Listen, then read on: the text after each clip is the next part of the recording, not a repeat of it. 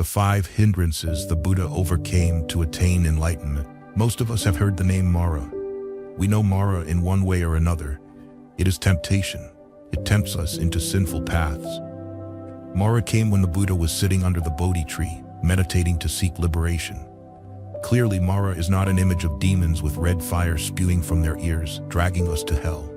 Mara is the temptation residing in our hearts. If Mara could come to disturb the Buddha before he attained nirvana, stirring temptation within him, then what about us? The difference is that the Buddha recognized Mara, temptation. He knew, while we do not. We rationalize and justify it. I saw a bumper sticker on a car once that read, "If it feels good, it must be right." But how many things, how many pleasures bring us joy but are completely wrong? Some people even consider killing others as a joy. The temptation in our hearts is our own defilement, lying there ready to create more sins. Because we do not like to admit that our mind and body are impure and need to be cleansed, we find all sorts of excuses to justify our actions. I have the right to enjoy myself. This is what I desire, so it must be necessary. Temptation is always present in us, but because we do not recognize it, we are always in a state of confusion, difficulty. We are always being pulled into this and that. For example, right now, we know it is better to sit here and listen to the Dharma, but temptation says, sleep is also good. If there were no one around, we might climb into bed. Mara is always beside us. It calls us to do what brings comfort and pleasure, not realizing that all the pleasures brought by the 5 senses are only temporary and not truly real. The Buddha taught that there are 5 emotional states that are enemies of everyone. The 5 hindrances are 5 nivaranas. We all have them. We are all tempted by them. The first 2 states are the worst, bringing the most serious consequences. 1. Craving. The first enemy is desire, or craving. This is the most difficult enemy to recognize because it is widely accepted in society. All advertisements on television, in shops, and in store windows aim to arouse our desires. Indeed, the more people satisfy their desires for big cars, new houses, and beautiful clothes, the more they are considered successful in society. Because satisfying desires brings temporary pleasure, it misleads us into thinking it is good. What brings us comfort must be right. It has its deceptive glamour. No one blames a person for always trying to satisfy their desires. Even we ourselves are unaware of what we are doing. It is strange that people are completely unaware of what they are doing. With the second enemy, anger, it is the opposite. It is always blamed. It brings no pleasure. Everyone rejects it. Although sometimes we try to justify it. I am angry because she, he, they did such outrageous things. But anger is not accepted by society because it brings no comfort.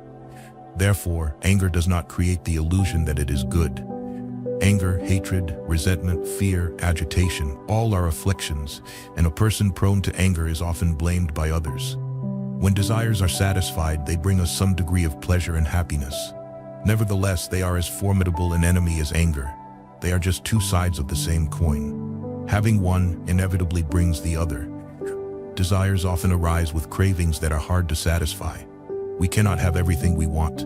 The more desires we have, the easier it is to be disappointed. Thus, people become angry when they cannot obtain what they wish for. No one can always satisfy all their desires. That is unrealistic. Craving and anger are 2 enemies that cause us many difficulties in daily life and many obstacles in our meditation practice. If someone wonders, and I am sure many do, why they often encounter obstacles when meditating, especially beginners, these are the reasons. Desire is the voice that says, I prefer to sit comfortably. Desire is the voice that says, I want to sleep. Desire is the voice that says, I want to chat. I prefer to go for a walk. It's too hot. I need a shower. I'm hungry. I need to eat something. I'm thirsty. I need to drink something. I'm uncomfortable. How can I meditate? This is the voice of desire, always demanding one thing or another. Craving will cease its demands when the experience of meditation brings us more enjoyment than satisfying desires. When meditation brings happiness and peace, desires will disappear when we sit to meditate. Not forever, but only for that short period. Since we were born with senses, we want to nurture them, just like we want to nurture our bodies. If not, we will become ill. Before the first astronauts were sent on space missions, one of the training methods used in the United States was a room with no gravity, so there was no sense of touch. The room was soundproof and had nothing to look at. Everything was gray. Tasteless food was delivered through tubes. They were instructed that when they could no longer endure it, they could ring a bell to signal. It seems the longest someone lasted was 8 hours. Food tastes better with sensory stimulation. We are accustomed to it. This familiarity and attachment create the illusion that this is of utmost importance. This is the direction we must follow. Seeing beautiful scenery, hearing pleasant sounds, tasting delicious flavors, smelling fragrances, feeling comfortable touches, and thinking about things that make us happy. Such a lifestyle, and everyone who has not heard the Dharma or practiced meditation is caught up in it, cannot bring success. It is the treasure of a fool. It glitters but holds no value because it is too fleeting. Imagine having a really delicious meal. You say, delicious, really delicious. A friend says, if it's that good, please continue eating. You can stay here and eat until the next morning. Then the deliciousness turns into physical and mental suffering. A meal, no matter how good, can only be enjoyed for about 20 or 25 minutes. Similarly, on a hot day, you want a cool bath. When you get the bath, you delightfully say, wonderful, I feel so cool and comfortable. Then the friend says, if it's so good, why don't you stay in there for another 5 or 6 hours? If you do that, it becomes torment. No one wants to do that. 10 minutes, 15 minutes of a bath is enough. The same goes for all other desires. The pleasure disappears when it is prolonged. It becomes torment. Yet all beings chase after these fleeting pleasures.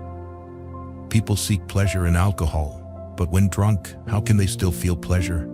All the happiness people seek through satisfying their senses leads to failure.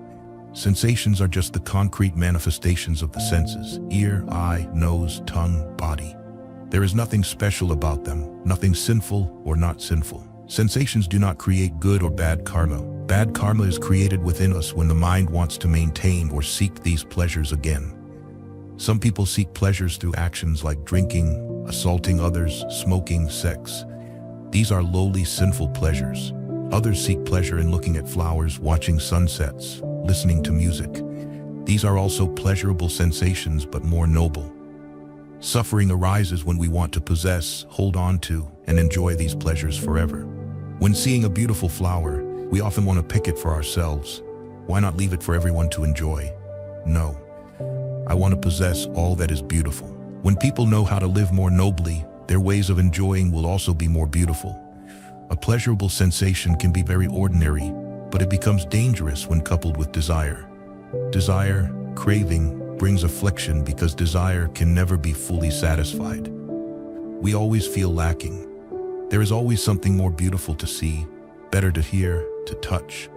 There is always something else to chase after. This makes us restless and agitated because we can never be completely satisfied. When our mind is not at peace, we blame our surroundings. We think there must be something wonderful out there to discover. Thus, we travel the world to find it. This is not difficult nowadays. Just need a plane ticket. People go here and there to find new sensations, new scenery, new experiences. Gathering experiences has become a trend. But we are still not satisfied because experiences quickly pass. No experience stays. All are past. All become memories. Nothing can be retained. Collecting stamps might be more beneficial than collecting experiences. Craving is compared by the Buddha to debt. If you buy a house, you borrow money from the bank, and every month you must go there to repay the loan and interest. But with house debt, eventually you can pay it off. But with craving, there is no ending the debt. Desires arise one after another. It never ends. We are always hungry, always thirsty. We always want to see, hear, taste, touch one more time. The Buddha also compared it to a wanderer without direction. He is hungry and thirsty. Seeing a village ahead, he is happy and thinks, there is a village where I can get food and drink. But when he arrives, it is an abandoned village. He continues to search. Another abandoned village again. Hope and anticipation about satisfying desires make desires more attractive. But when satisfied, it is all over and another desire arises. The Buddha also compared desire to a lake with many colors mixed in. Craving manifests in many forms, enveloping our clear mind. That is our suffering. We are drawn by desire and see nothing else as important. We only see the desire and the opportunity to satisfy it. We lose ourselves. The Buddha gave us many metaphors about craving, but the most important metaphor is to understand that desire is an enemy that can defeat us, creating fear of not getting what we want, jealousy towards those who get what we want, jealousy, envy, and mental states of instability, suffering that we cannot have if we do not have the desire for what others have. We must understand that it is the root of many human afflictions, wanting to have pleasant, enjoyable sensations, wanting to be satisfied, but often not achieving them, or if achieved, never being able to keep them forever. Letting go of desire means letting go of disappointment, but this cannot be done quickly through words or mere thoughts. It is a long process of practice. The first step is to learn to sit in an uncomfortable position. Do not lean or change position to reduce discomfort. Do not avoid suffering. You cannot escape suffering that way. There is only one way to let go of desire, completely let go of it. The discomfort in the meditation posture is an opportunity to control our desires. If we do not understand them from this posture, we will find it difficult to know them any other way. It cannot be learned in school, lecture halls. No one teaches us about them at home either. There, everyone is trying to find ways to be happy and comfortable. If you can sit comfortably, that is also good. But if you sit in suffering, that is not bad. Ultimately, you have the opportunity to practice right there at your feet, or back, or anywhere. The desire to be comfortable and the effort to achieve it is what everyone is doing everywhere. They spend a lot of time and money on it. That is why people work overtime, travel, and seek entertainment to escape suffering and affliction. But that is futile. Why do we seek futile things? Because once we escape from one affliction, another immediately arises. When one entertainment ends, boredom and sadness come. When your right foot feels comfortable because you changed position, the left foot hurts again. It is foolish to chase after these futile things. Better to follow the Dharma. The Dharma has been proven to be true. The Buddha experienced it, and all enlightened beings after him experienced it. In the evening, when your stomach growls with hunger, the mind thinks, "Should I skip dinner?" Or the mind rushes to the kitchen with the dishes you can make. That is desire. If the mind is trying to resist the temptation, you are already being pulled by desire. But if you can look at the arising demand, smile, and say, "That is truly the temptation of Mara," you have seen the Dharma. No need to hear much, read much about Mara. Just recognize it when it appears because it has nowhere else to operate but within each of us. It is very happy to reign there because we always obey it. One of the things the Buddha advised to control desire is moderation in eating. That is why there is a rule not to eat after 12 noon. Moderation in eating does not mean not eating anything, but only eat enough to maintain health. But this desire is easily satisfied, so it continuously arises. For some people, it may be 4, 5, or 6 meals a day. If we can resist one desire, we will have the ability to resist other desires. So to begin with, we should choose the desire that we easily succumb to, and that always arises, which is controlling our eating. Another antidote to treat desire that the Buddha advised is to look at things in parts rather than as a whole. Perhaps we are familiar with looking at the body with 32 parts. In this body, from the soles of the feet up, from the crown of the head down, it is all wrapped in a foul-smelling bag of skin. Inside this body, there is hair on the head, body hair, nails, teeth, skin, flesh, tendons, bones, bone marrow, kidneys, heart, liver, membranes, spleen, lungs, large intestine, small intestine, throat, feces, bile, phlegm, pus, blood, sweat, fat, tears, grease on the skin, saliva, phlegm, joint fluid, urine, and brain. If you have affection for someone, instead of looking at their outer beauty, remember it is just the gift wrap outside. Inside that person there are so many other parts. 32 parts of the body with hair on the head, body hair, nails, teeth, skin, flesh. So instead of looking at the beautiful exterior, why not just look at the teeth? There is a story about a monk, possibly an arahant during the Buddha's time. There was a couple who quarreled fiercely, and afterward, the wife no longer wanted to stay with her husband. She dressed in her best clothes, wore the most precious gold and silver jewelry when she ran away because she wanted to take all her possessions. The husband chased after her, but could not catch up, perhaps because the wife had left earlier than he thought. When the man was running down the road looking for his wife, he met this monk. He approached the monk and asked if he had seen a woman with black hair, beautiful, wearing a red sari, with lots of precious jewelry running down the road. The monk replied, "I did not see a woman, only saw a set of teeth running by." It may be difficult for us to see like the monk, but the story conveys the Buddhist teaching. Do not look at the whole. Who could fall in love with a set of teeth? Who could be passionate about a stomach? For example, when we desire an expensive car, if we only look at its exterior, its color, we are easily tempted to buy that car, then be in debt for 20 years. But if we realize that the car is made up of a steering wheel, gas pedal, engine, air filter, and so many nuts and bolts inside, we might not be infatuated with the car because of those separate parts, just as we cannot be infatuated with someone because of their parts. For those easily attached to external beauty, perhaps meditation on the parts of their own body is necessary. We are also made of those 32 parts. No one is different. If we remove the outer layer of skin, everyone is the same. The antidote for all 5 hindrances, our 5 enemies, is to have good friends and speak good things. Having friends with whom we can discuss how to apply the Buddha's Dharma in daily life. Not the kind of friends to talk about the weather, politics, gossip about others. Good spiritual friends are very important in our lives. When Ananda, the Buddha's cousin and attendant, said, "Venerable Sir, having a good friend is having half of the holy life," the Buddha replied, "Not so, Ananda. A good friend is the whole of the holy life. Nothing can replace a spiritual friend. That is the most important person in your life, the one who reminds you to stay on the right path. The issue is to internalize it. When we remember these things, we can do it, but often we forget." Helpful conversations with spiritual friends help us always reflect on our hearts and realize that most of our problems arise from our desires, from our craving. We do not want to eat harmful substances. We do not want our bodies to be filled with harmful things. Similarly, we should not fill our minds with nonsense, harmful things. Our minds should only contain matters about the Dharma, good things, stories that inspire us, help us, soothe us, make us peaceful, heal us, and most importantly, help us see the way out of the problems that cause suffering to all beings.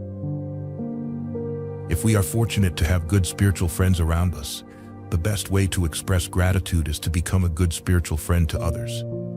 Being a good friend is like a chain reaction. You should not only look for good friends, you should also be a good friend. Anger. We always have to confront many enemies. Because they reside within us, we find it difficult to recognize them. Therefore, we must first ignore them to focus on purifying the mind. Gradually, they will no longer be a part of us. The spiritual path, the path of purification, eradication, and freedom, is the path that leads us to change our nature. If we do not begin with this step, we cannot enter the realm of purity.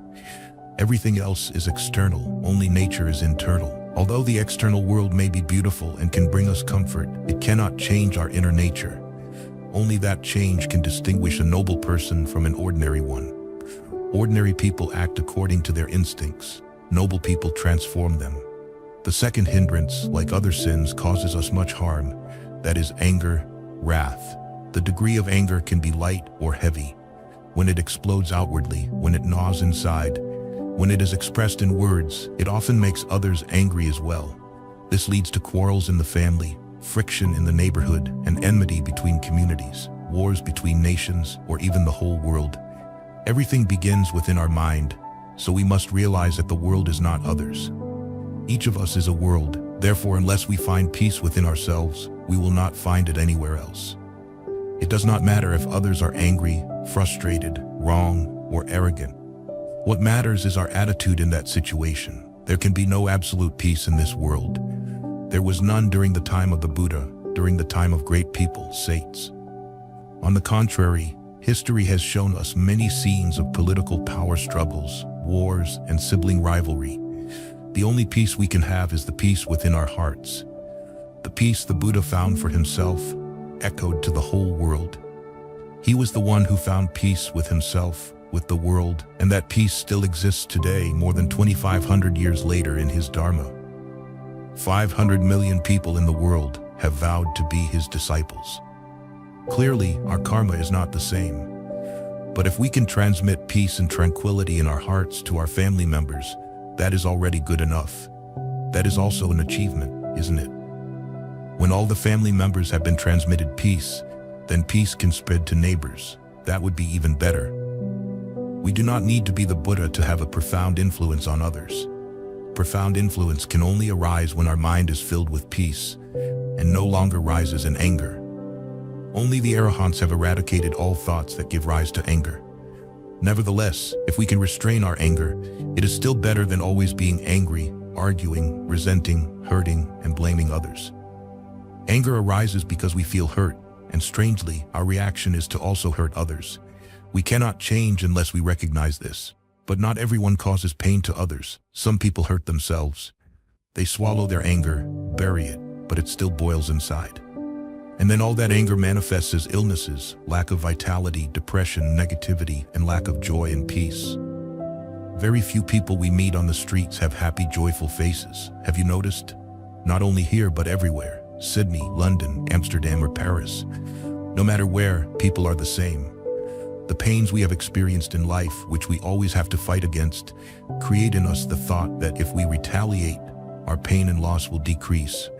In fact, it is the opposite. It only increases our pain exponentially. The Buddha compared anger to bile disease. When you are angry, and I am sure no one escapes this, you know how it feels? It is an unpleasant feeling, yet we remain angry. If that is not absurd, then what is? It is like a person hitting themselves, feeling pain each time they hit, but still repeating it. The Buddha also compared anger to holding a hot coal in your hand and throwing it at the person who makes you angry. Who gets burned first? Of course, it is the person who is angry. He also compared anger to a lake with boiling water. If the water is boiling, you cannot have a calm surface to reflect yourself in. When we are angry, we no longer know what everything is for. Our awareness is submerged. We forget everything, only aware of our anger. If at that moment we could look in the mirror, our face would look very ugly. But no one has the time to look in the mirror when they are angry. They are consumed by their anger. The Buddha taught that when anger arises, the first thing we should remember is, I am the owner of my karma. This reminder is very important at the most tense moment. I am the owner of my karma, so if I am angry, I will bear the karma of that action, regardless of what the other person did to make you angry. There's a wonderful story about Kantavadin, the teacher of patience. Wonderful because it illustrates the absurdity of anger. King Kosala was a very wealthy king. He had many wives. One day the king informed his wives that he wanted to go on an outing. The cooks prepared food, the servants prepared the elephants, and the soldiers prepared their uniforms. The next morning, the entire court, the king, and the entourage set off. They stopped in a forest with beautiful grassy meadows. The king ate and drank too much and soon fell asleep. The wives told each other, "This is an opportunity for us to stroll around here, as we rarely get to go outside." So they went to catch butterflies, admire the plants, and enjoy the beauty of the forest. Not long after, they came to the hut of the teacher of patience, whom they had heard of, Kantavadin, Kanti, patience, Vadin, teacher. They all bowed and asked him for teachings. The teacher happily spoke to them about virtuous deeds, compassion, and generosity. Meanwhile, the king woke up and did not see any of his wives beside him. He became furious. He sent soldiers to search for the wives. The attendants returned and reported that they were listening to a sermon. The king, not listening to any reason, ordered the soldiers to call the wives back and bind the teacher of patience to a tree. Then the king, drawing his sword, furiously approached Kantavadin and said, "You scoundrel, how dare you seduce my wives?" He cut off the teacher's leg and asked, "Now where is your patience?" Kantavadin replied, "Your Majesty, it is not in my leg." The king, angrier, cut more of the teacher and continued to ask the same question while the teacher kept giving the same answer.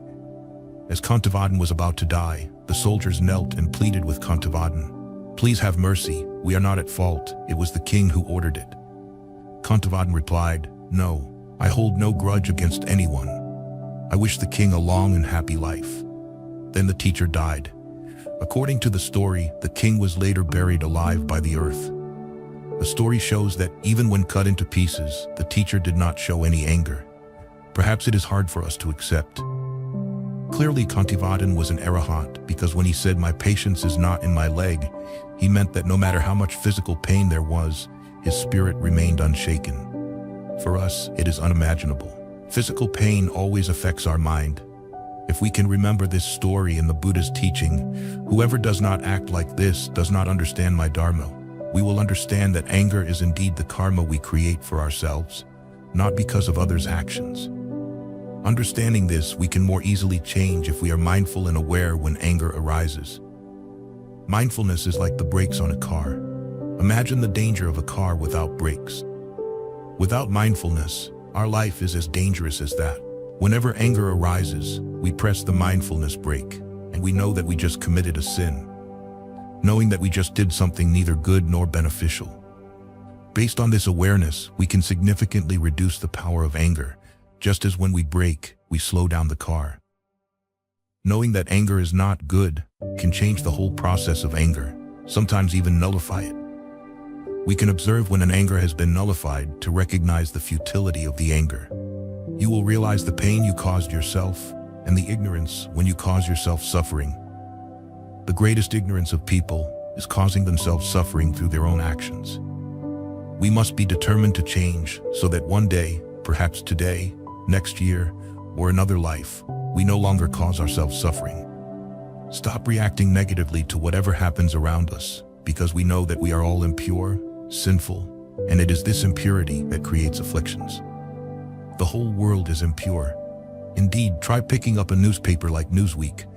What do you see? Nothing but sin and impurity. If we recognize that the whole world is polluted, why not turn to the path of right concentration, not let ourselves follow the circus of sin? Why not separate ourselves from the crowd and observe all things from every angle? We can only act like that when we no longer have negative reactions, the worst of which are anger and hatred. People will never stop doing wrong, saying wrong. Only when we can train ourselves to always live in the Dharma can we hope to change. If we have to face wrongdoings, rude attitudes, selfishness, demanding more than we can give, so what? The important thing is peace and happiness in our hearts. Everything else is affliction, not necessary, but we often impose it on ourselves. All these afflictions and sufferings arise from our actions, but we tend to blame others for causing them. We get angry and blame others for making us angry. We are sad and blame others or circumstances for making us sad. But we forget that if we did not already have seeds, tendencies of anger or sadness within us, nothing could happen. It is like the children's toy Jack in the Box, which is a box with a doll inside that pops out when you touch the lid. But if we remove the doll from the box, even if we hit the lid with a hammer, nothing will happen. If there is nothing inside, no matter what external cause, nothing will pop out. The only way to find peace for ourselves, to find the path to liberation, is to reform ourselves, not change the external world. Everyone must reform themselves. The Buddha cannot change us, but he shows us the way to reform. We must act on our own. The sooner we start, the quicker we have a chance to find happiness for ourselves without relying on anything outside of us. No one has everything in this life. Everyone has some discontent, either cramped housing, low salary, family disputes, or noisy neighbors, or lack of high education. There is always something troublesome. No one has a completely satisfactory environment, but if we do not start to change, but just wait for a better environment, it will never happen. The ideal environment can only exist in our minds. That is achievable. The Buddha said the human realm is the best realm for liberation, because we have sufferings, discontent to urge us to do something. On the other hand, we also have joys and happiness, so we are not completely desperate because of our sufferings, so we can still hope. The harmful thing is we only have vain hopes, hoping that circumstances will change, hoping that the one who does not love us will love us, or the one we love will stay with us forever, hoping we will become wealthy, hoping we will be wise enough not to make any mistakes. All are vain hopes. This hope can be used more positively. We hope because we know there is something wrong with us, but we do not give up. We only know that wrong thing is evil, impure. but we do not know what to do. We need to hope to change it now, not in the future, because the future is just an illusion. Who knows what will happen tomorrow? Maybe no one. But we can know right now when affliction, impurity arises in our hearts. When we get angry, we know we are angry. We can only change what we know. When you are angry about anything, the first thing to remember is, I am the owner of my karma. The second is not to blame yourself for being angry. The third is to change your attitude. The most unpleasant feeling is when we are angry with someone. If we are angry with an object, the anger is small, insignificant, not deep. Before letting the anger at someone explode uncontrollably, we can try to replace that feeling with loving kindness. You might argue, how can I be kind to that person? That is true. What we need to do is to reverse the situation like a circus act. Specifically, recognize that anger is useless. It only causes us suffering, causes others suffering. Not only that, it creates a habit of anger, making us more easily angry over time. That is why many people become more grumpy, angry as they age. Nothing pleases them. They never find happiness because the habit of anger is deeply ingrained in their minds. They cannot change it anymore. Knowing this danger, next time when we are angry with someone, we should find something good about them, their good deeds, their kind words. This is doable if we know the person. Who does not have something good? But if we are too angry, unable to see anything good in others, then remember that only those who suffer do evil, bad things. Happy, joyful people do not speak like that. They do not make others angry. Therefore, the person who makes us angry must be experiencing some suffering. They are suffering. Show compassion to someone who is suffering from a physical wound, or because they never heard the Dharma, or for some reason we do not clearly know. But it does not matter. Show compassion to them. Furthermore, if we are too angry, unable to remember anything good about others, unable to show compassion to them, then think of them as your child. Parents of that person must love them. If we remember the Buddha's teaching, as in the discourse on loving kindness, we will remember that a mother must love her child to try to arouse that love in us. All these changes in our mind will bring results. It takes time to achieve the desired result, but if we keep practicing, it will become a habit or a second nature. Anger still arises, but it loses its intense, furious nature because we have practiced how to transform it. He who can restrain the rising anger, as a driver checks a rolling chariot, him I call a true charioteer. Others only hold the reins. Dhammapada 2:22. Anger does not necessarily have to be an intense feeling. It can be sulking with someone. It can be opposing those who do not share our thoughts, beliefs, or actions. That often happens in life. Racial or religious discrimination are examples. Opposing others equates to hatred. When we are materially lacking, facing unfavorable opportunities, we can blame others, thinking they hinder our progress. That is also anger, but it is suppressed. Sometimes we do not dare to accept the truth with ourselves, making it harder to change unless we accept the truth. Suppression can bring us internal conflicts, preventing us from judging things fairly. Everything is seen through the lens of suppression, of anger. The Buddha advised us to act with loving kindness, to meditate on compassion to cure this disease. Such contemplation is good, but ultimately it is just words, and most of us have heard these words many times. Some people internalize these words, many do not. That is the danger of words, the danger of the external world.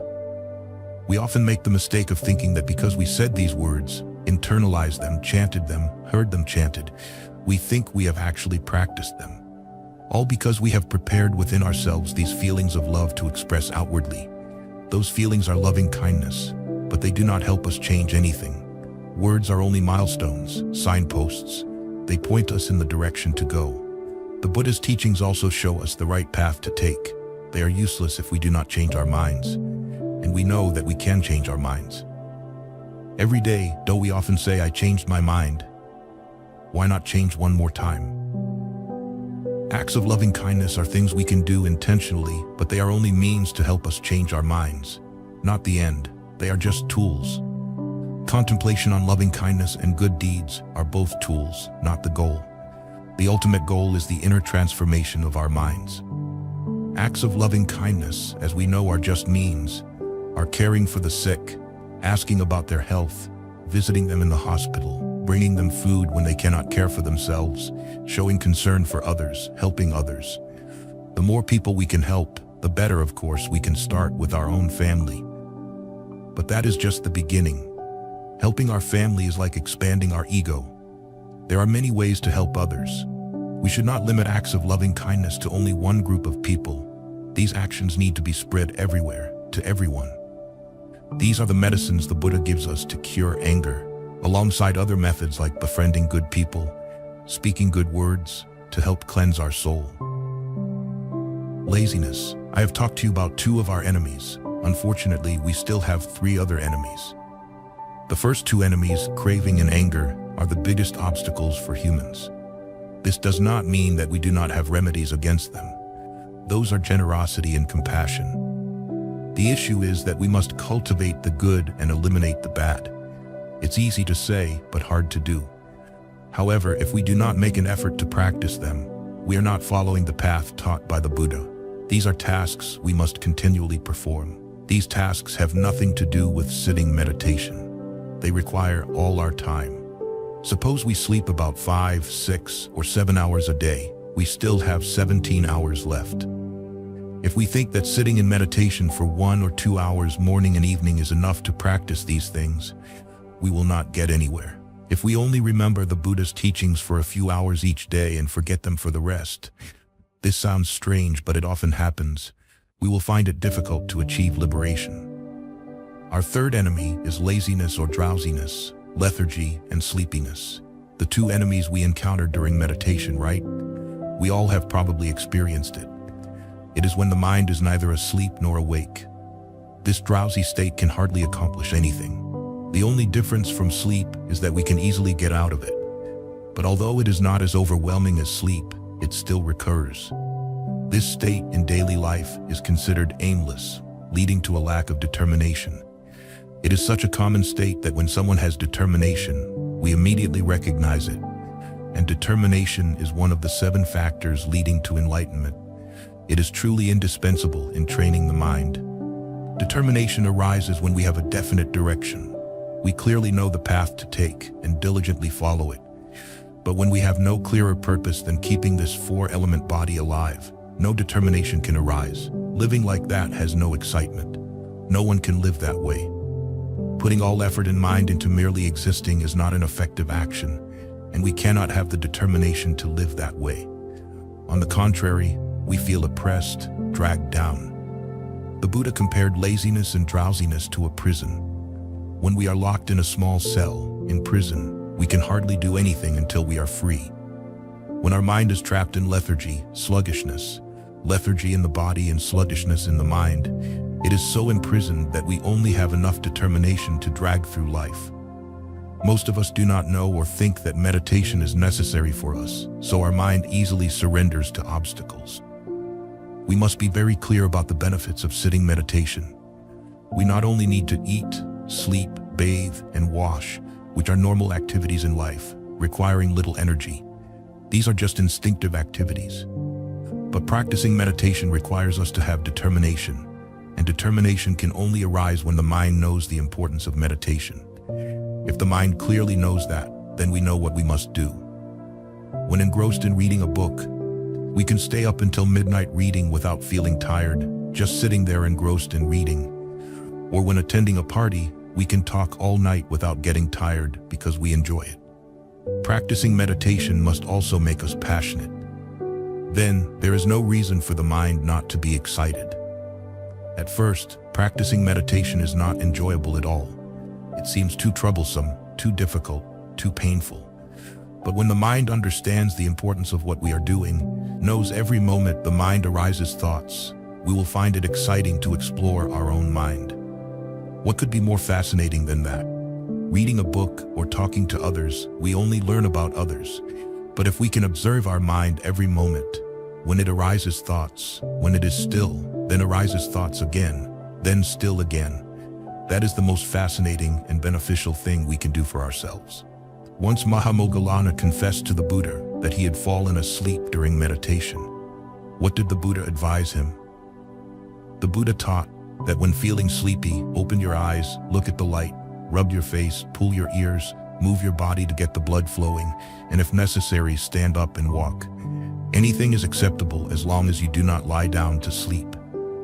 These are external methods to treat sleepiness, but we also have other methods to guide the mind in the right direction, such as contemplating the impermanence of life and the unexpected nature of death.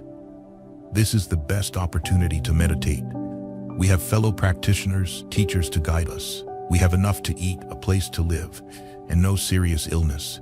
Not everyone has these conditions. They result from our previous good deeds. This is a way to help our mind increase its determination. Remember, there is no other time than now. The future seems certain ahead, but is just an illusion. We can die at any time. When we die, which no one can avoid, and are reborn, everyone does except for the arahants. To start everything all over again, we have to learn to walk, talk, eat, dress. We have to go to school again, get married, have children, and give our children away in marriage. These are all things we keep doing from life to life. Therefore, use the remaining time for what is most important. We have gone through all those things. We have learned to walk, talk, and dress. We have attended many schools. We have had children. We have witnessed our children starting families. Therefore, right now is the time for change. There is no better time than now. If we use this method to increase our determination for meditative concentration, determination will arise. It is like turning on a switch. The light bulb glows, and as long as there is an electric current, the light remains on. Practicing meditation requires a lot of determination. It is strange when we sit in meditation or walk slowly, walking meditation, but we still need a lot of energy. The reason we need so much energy is that the mind never stops working. If the mind did not always generate thoughts, hopes, and wishes, it would not be tired. It is not because of daily physical activities that we are all exhausted at the end of the day, but it is because the mind is always busy, always judging. I like this, I don't like that. I want this, I will throw away that. It is these things that tire our minds. Therefore, people who work with their minds are as tired as or more than those who plant trees or build roads. When we can concentrate, keep the mind calm, then the mind rests.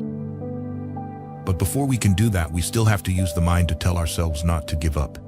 Giving in to instinctual demands is common human behavior. Our instinct is to seek comfort and ease. While the Buddha said, conquering 10,000 armies is not as great as conquering oneself. Conquering oneself means not giving in to instinctual demands, not letting the mind follow those things. To sit still in meditation, there must be a valid reason for the mind to have enough determination to do that. The desire for enlightenment is not a valid reason. That reason is not strong enough to help us practice meditation. But most of us practice meditation with that goal. Therefore, we will easily be disappointed because achieving enlightenment is not easy. At that point, the determination to help us meditate will disappear because we do not get what we want. Then meditation also becomes another affliction, like all other afflictions. For restlessness, meditation has only one purpose: to prepare the mind to escape suffering, to prepare the mind for liberation. That is the ultimate goal of this practice, not to achieve enlightenment. That may happen, why not? Be grateful that it can happen and consider it a motivation to continue your work. But if it does not happen, it does not matter. The main point is that our mind must practice meditation to be liberated. The Buddha compared drowsiness and laziness to a pond with mud floating on the surface. When the pond is muddy, we cannot see our reflection, only darkness. In the state of twilight between sleep and wakefulness, we cannot be aware. Even in daily life, when the mind starts saying, "I'm fed up, it's too difficult, I can't continue, I don't want to do this anymore, why should I do this? No one else is doing what I'm doing," that is a mind full of mud, without clarity, without a clear direction for itself. A clear direction gives us the necessary determination. When we know the path we are taking, the destination we are heading to, we can eagerly step forward. When we have no destination, we have no enthusiasm or interest in anything. It is difficult to find the right direction in this life, but the Buddha has shown us the path he experienced to reach freedom, end suffering, liberation, and nirvana. The next enemy is restlessness, which includes worry, anxiety, and distraction. Everyone suffers from this enemy, so it is very familiar to us. In fact, all 5 hindrances are very familiar to us. Everyone experiences them at different levels. Therefore, we need to reflect on which hindrance is the most dangerous enemy to us. They all lie within us, waiting for the opportunity to reveal themselves. However, 1 or 2 hindrances will jump out immediately and take control of us with just a slight disturbance. These are the hindrances we need to confront and correct. A restless mind makes the body uneasy. The body is a faithful servant of the mind. The body is just a lifeless shell without the mind. Whatever the body does, it is controlled by the mind, whether we are aware of it or not. Typically, our reactions occur instantly and instinctively, so we do not realize that the mind has commanded, do this, do that, and we think it is the body acting. But the body cannot act without the mind's direction. Restlessness of the mind largely arises from past experiences. Things we have done or not done. All the things we wish to achieve in life but have not. A restless mind struggles to concentrate because thoughts continually arise. The Buddha compared it to a lake with stormy waves. When our emotions are turbulent, we will be drowned by them. We can no longer see things clearly. Worry often pertains to the future, and many of us worry so much that we forget to stop and consider how useless and absurd this worry is. Worrying about the future is useless, because even if we worry about the future, we cannot live for that future. Life is impermanent and always changing. Not only will we become older and hopefully wiser, but circumstances, our feelings, and our thoughts will also change. So worrying about the future is indeed pointless. If you have photos from when you were 4, 8, 12, or 15 years old, take them out and look in the mirror. Compare which face is yours. Are you the child of 4, 8, 15, or the person looking in the mirror now? Or all of them? If all of them are you, then you have been thousands of different people. And that is what we are, always changing. So the child of 15 or 20 worrying about what will happen to an old person of 60, is that not useless?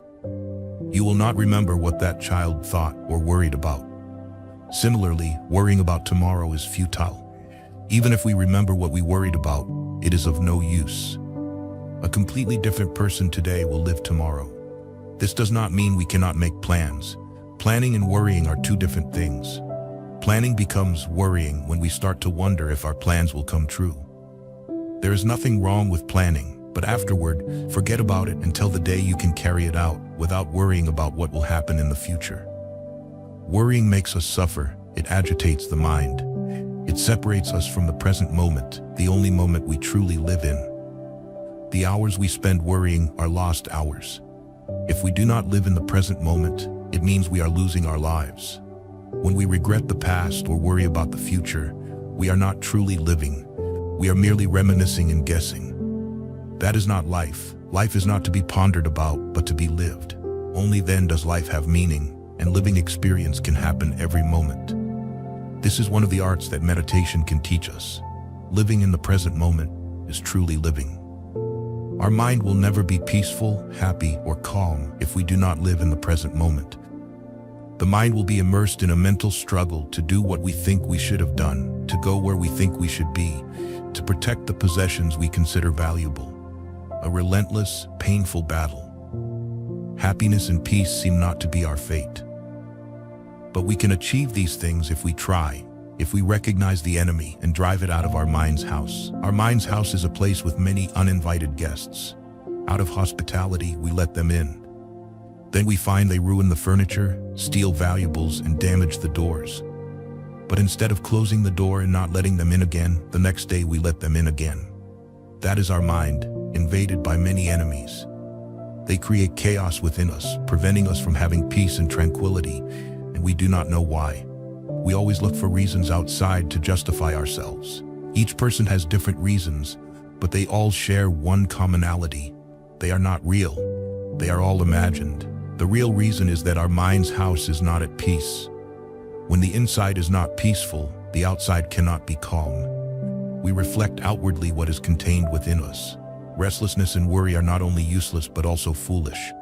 The Buddha said we act ignorantly because we do not see the truth.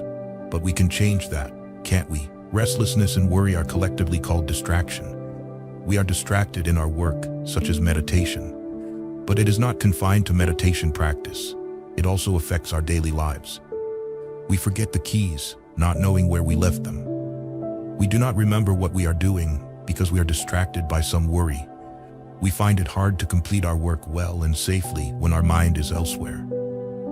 The Buddha showed us 5 ways to deal with distracting, worrying thoughts through metaphors. Like a carpenter fitting 2 pieces of wood together and finding they do not fit. He takes them out and replaces one piece with another that fits better. This is achieved by making a change. If our mind keeps worrying about the future or regretting the past, it is like an ill-fitting piece of wood. There is no happiness or peace in it. So make a change. Replace it with something that fits better. When meditating, let the meditative mind settle deeply within us.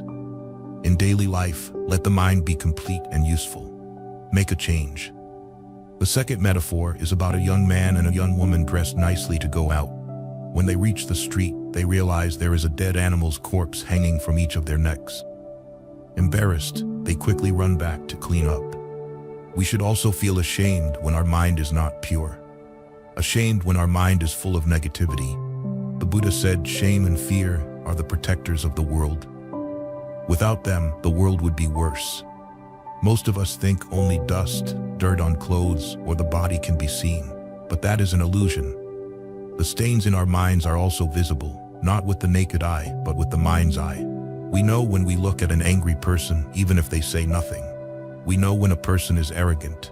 Their actions and words tell us, because actions and words all stem from our minds. Especially actions, we often pay attention to what others say, but their actions reflect their inner state, whether good or bad.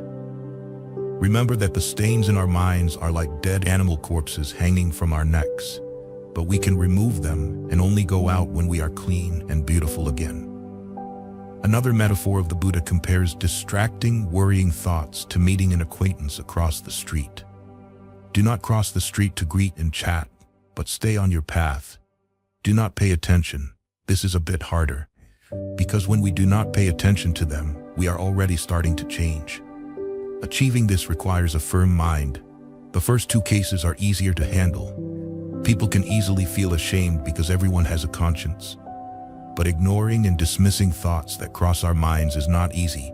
It requires more determination. The next metaphor tells of a man running down the road, suddenly feeling uncomfortable and thinking, "Why should I run? I can walk." So he starts walking. Still uncomfortable, he stands still. Still not feeling better, he decides to sit down. Finally, he decides to lie down and feels truly comfortable. Recognize the discomfort in our mind and whole being when useless, worrying, distracting thoughts arise. They do not bring us joy or comfort, but the opposite. They make us anxious and irritable. Recognize this affliction and know that no one but ourselves can bring comfort to us. The Buddha cannot do it. His teachings cannot do it. Our parents, teachers, and friends cannot do it for us. We must make our own minds comfortable and joyful. These are the 4 methods we can use. If one method fails, use another and another. If all methods fail, we must resort to suppression. The Buddha used the metaphor of a strong person holding down a weaker person's head underwater. Likewise, we use our strength to push these useless thoughts out of our minds and force our minds not to think about them. This is the last resort, but it is better to suppress bad, negative thoughts than to continue thinking about them. Gradually, we will learn to replace them with higher thoughts. By suppressing lowly thoughts, we prevent them from forming grooves in our minds. We do not allow our minds to habitually contain such thoughts. A mind always thinking restlessly, worryingly, angrily, selfishly is hard to change. In that case, suppression is the best solution. To counteract restlessness and worry, the Buddha taught us to study the Dharma and the scriptures more. When we understand his teachings, we can direct our minds there. Remembering the Buddha's teachings, reciting the scriptures, it seems easier to find clear, definitive answers to our problems. The Buddha's answers lead us to liberation. They lead us away from arrogance, but they are not easy to follow. That is why few people follow his teachings. Everyone wants to be comfortable and lenient with themselves. Another countermeasure is to make friends with wise, upright people, with fellow practitioners. This means we must be careful in choosing friends to associate with. It does not mean we must abandon all our old friends, but we must seek those with whom we can share subtle, uplifting conversations. How we choose friends also reflects who we are. Zan, our final enemy is doubt. The Buddha compared it to embarking on a journey to the desert without provisions or a map, leading us to wander aimlessly, eventually falling victim to robbery, hunger, and thirst. He also likened doubt to a lake covered with grass and plants. How can we see the bottom of such a lake? Doubt often manifests as skepticism about the Buddha's enlightenment, the truth of the Dharma, and the teachings of the Sangha. However, the most detrimental form of doubt is doubting our own capabilities and spiritual intuition. Confidence arises when we can achieve what we have set out to do. In meditation, this means being able to sit until our mind sinks deep into tranquility.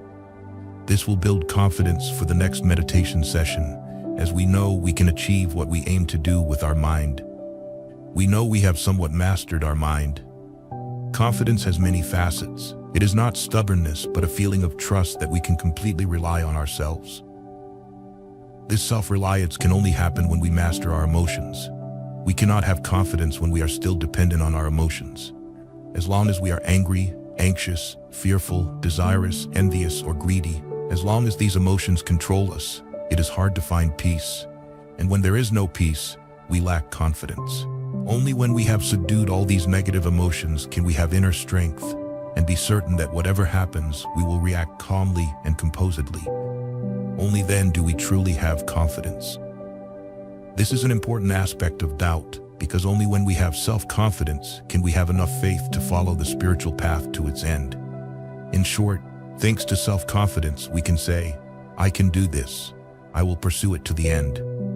Doubt often arises in those who lack loving kindness. Without loving kindness, we cannot dedicate ourselves to an ideal or fully commit to a spiritual path. Without loving kindness, it is hard to devote our whole life to a chosen ideal. If we cannot dedicate our life to the path we have chosen, it is like being married but still thinking we might meet someone better than our spouse. Such thoughts cannot lead to a good marriage. The spiritual path requires even more dedication. It is only us. There is no one else to contribute to this harmony. We must understand the path from our heart. When this understanding is present, no doubt can enter. We will not need to ask, did the Buddha truly attain enlightenment? This is an unnecessary question. When we follow his path, we will discover it ourselves. To fully follow the Buddha's path is a lifelong endeavor. This does not mean we cannot have a personal life or do other things, but it means everything must be done in the spirit of the Dharma. At that point, whatever we do is an opportunity for learning. The Buddha's method for dealing with doubt is similar to that for restlessness and worry. Study the Dharma more and associate with good friends and fellow practitioners. The Buddha said that those who have eliminated all 5 hindrances have completed their lives, with nothing left to be done. These 5 hindrances are our passports to rebirth. They are our permanent travel permits. We must do something if we want to escape this cycle of birth and death. Even a small change can make our life more comfortable. And isn't that what we are all seeking? Comfort and happiness. But this happiness is not found through material satisfaction. The happiness we seek can only be found through a peaceful mind. And these 5 enemies are the source of an unpeaceful mind. Thank you for listening. If you found this video helpful, please share it with those who might benefit from it. Don't forget to leave your thoughts in the comment section below. Hit the like button, follow, and turn on the notification bell. This is how you can show your support for me. Once again, thank you very much, and see you in the next videos. 30 Zen stories from the lives of Zen masters to enlighten your wisdom. Welcome back everyone to Mind Podcast. Zen is a way of life, a pure stream in the mixed world, and a magical light in the mundane world.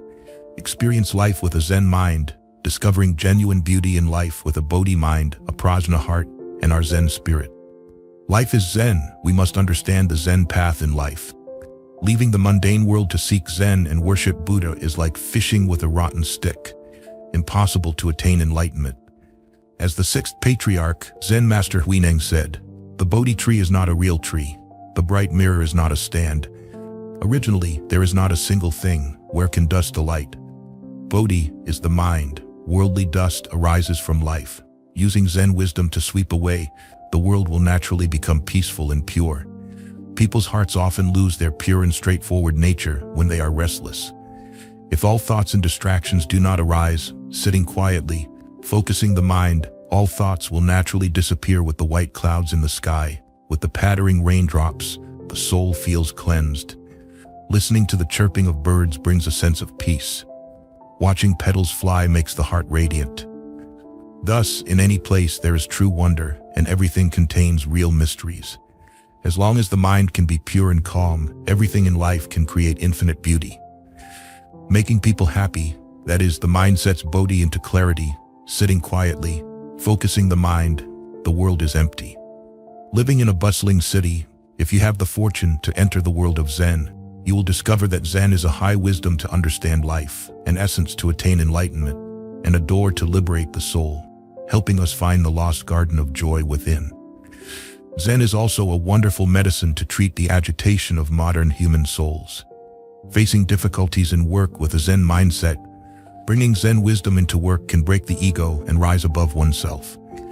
Facing busy work, complex markets, and ever-changing human relationships, just having a Zen heart, faith, love, and sincerity is enough to bear them.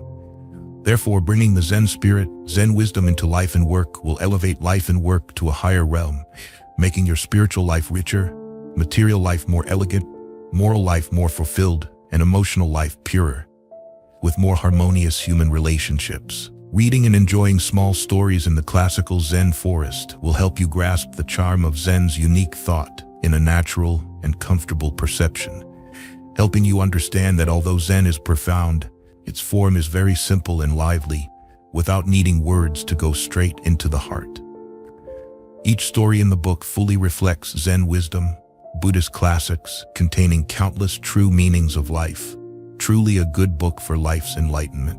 1. Feeding the hawk with flesh. Once, the Buddha was out and encountered a hungry hawk chasing a poor dove. The dove pleaded with the hawk, "Please spare me.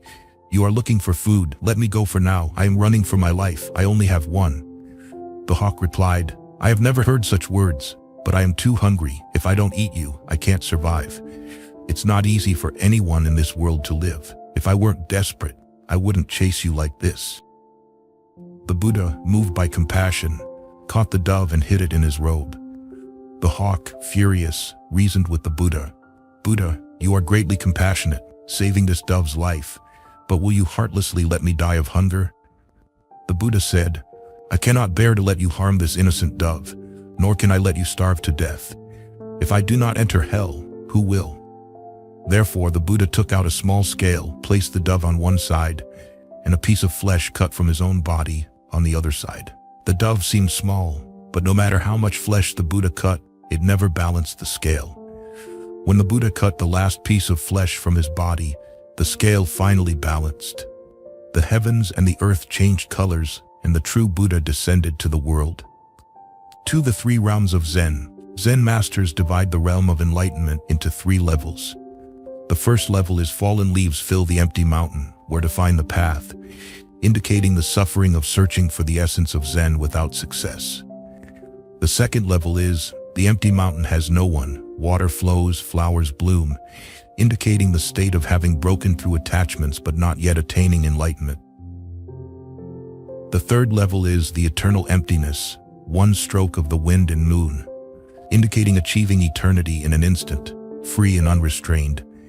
The 3 poems Before Zen, During Zen, and After Enlightenment by Sudompo can illustrate these levels. The state before Zen is, looking horizontally makes it a peak, viewing from afar each height different, unaware of Mount Lu's true face, just because I'm in the mountain. The realization during Zen is, Mount Lu in mist and rain, Zhejiang tides, the regret of not visiting them sooner. When back, there's nothing special, Mount Lu in mist and rain, Zhejiang tides.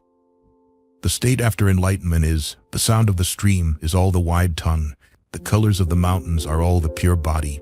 At night, 84,000 songs of the past, how can I forget them?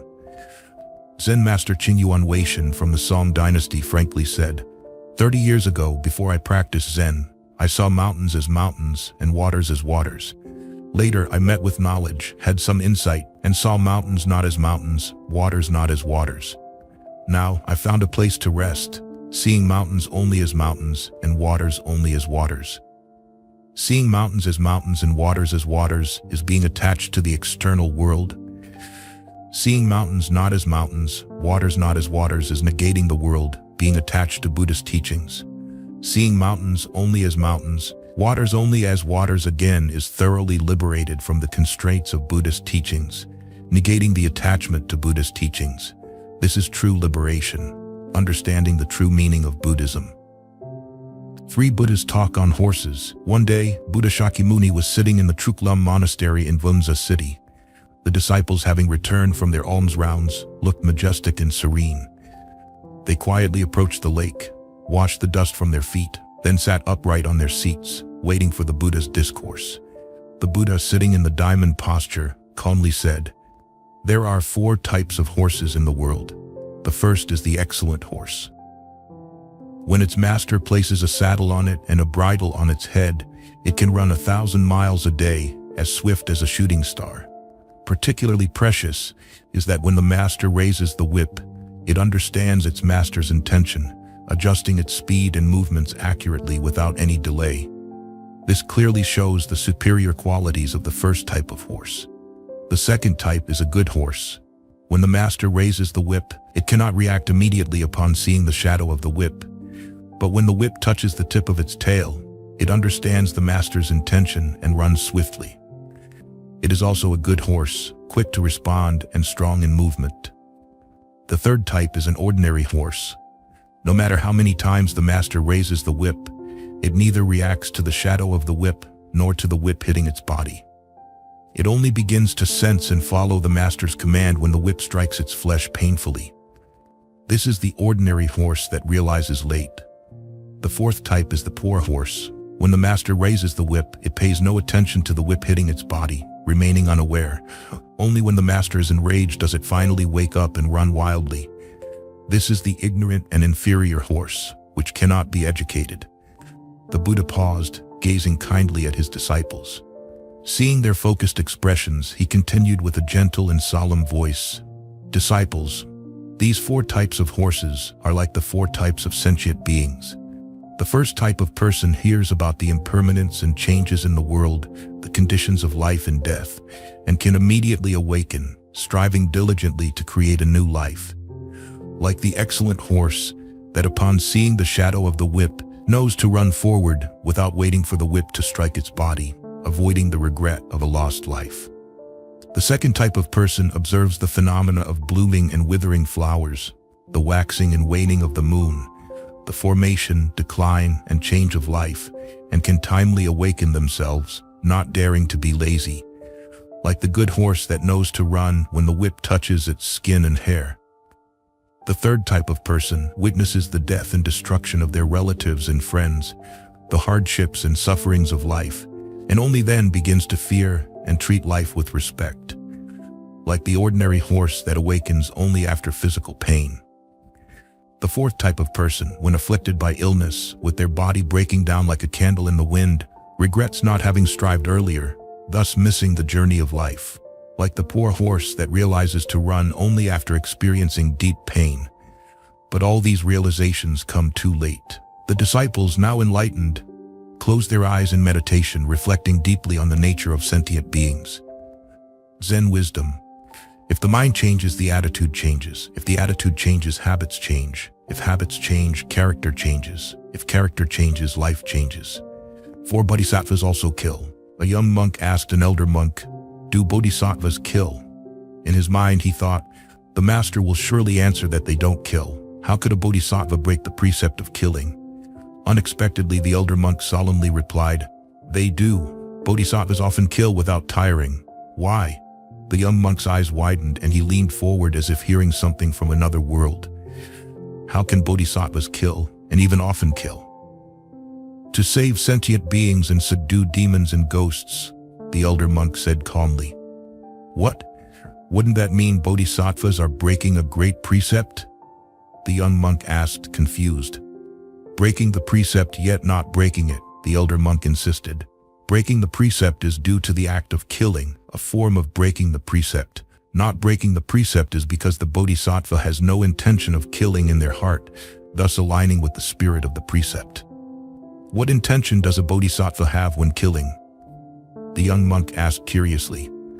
When a bodhisattva kills, their intention is to save harmed beings from suffering, to rescue malevolent spirits harming people from eternal torment, the elder monk explained. Do bodhisattvas also go to hell for killing? The young monk probed further. Bodhisattvas often go to hell, the elder monk replied. Why? The young monk still didn't understand. Bodhisattvas never rest from saving sentient beings, so subduing demons and ghosts never ceases.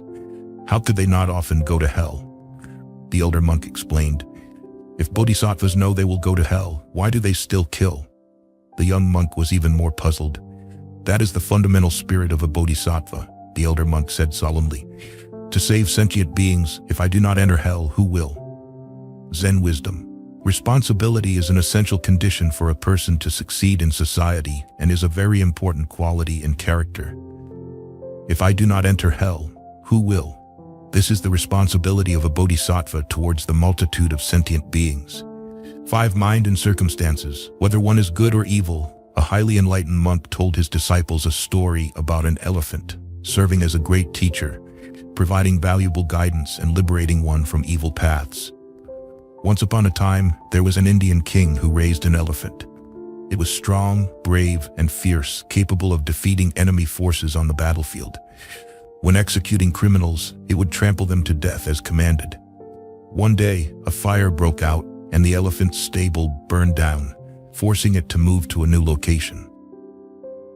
Near its new home was a temple where monks often recited scriptures, including the phrase, "Those who do good deeds go to heaven, those who commit evil deeds fall into the abyss." The elephant, hearing this every day, was deeply moved and gradually became gentle, even developing a compassionate heart. One day, the king ordered the elephant to execute a serious criminal. When the criminal was brought before the elephant, it merely nudged him lightly with its trunk and then walked away. From then on, every criminal brought to it was treated the same way. The king, seeing this, became furious and summoned his ministers to find out why. The ministers discussed and concluded that the elephant, living near the temple, must have been influenced by the teachings of Buddhism, which sparked its compassion. The king agreed and decided to move the elephant near a slaughterhouse so it would witness daily scenes of killing.